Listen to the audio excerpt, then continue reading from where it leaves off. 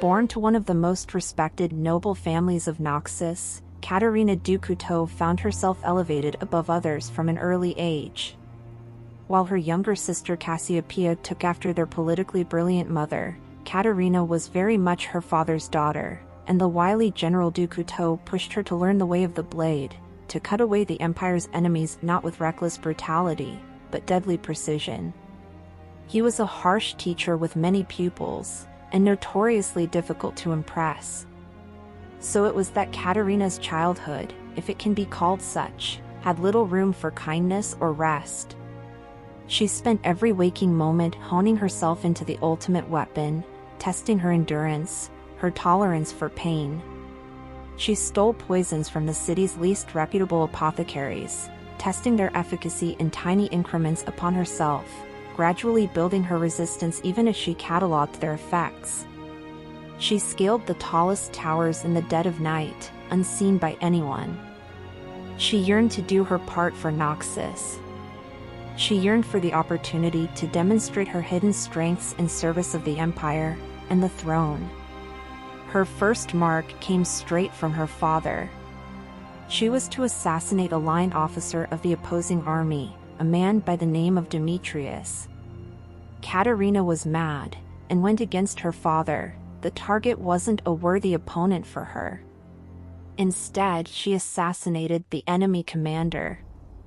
In her mind, it would bring a swift victory and glory to Noxus. It would make her father proud. At dawn, dozens of Noxian soldiers were slaughtered, along with the general's personal retinue. Katarina's father himself barely escaped with his life. And this was because of Demetrius, the man who was the real target, not the enemy commander. He was furious beyond words, refusing even to look his daughter in the eye. She had shamed him and their family name. The greatest assassins do not seek recognition or glory, he reminded her.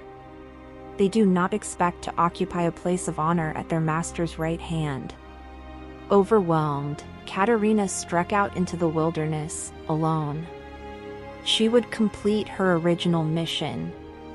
Demetrius would pay with his life. She was so distracted, she didn't see her attacker until he had nearly taken her eye out. For Katarina's failure, her father had sent another of his protégés after her, her adoptive brother Talon. But even with blood streaming down her face, the years of rigorous training kicked in, and her blades were in her hands in an instant. 6 hours later, she tossed Demetrius at her father's feet. She told him that she had considered taking his head instead, but eventually decided, as much as she hated to admit it, that he had done the right thing in ordering her death. She had failed. Not just as an assassin, or as a daughter, but as a Noxian. And failure must have its consequences. She ran her fingers along the raw, deep gash over her left eye, and thought of the price others had paid for her arrogance.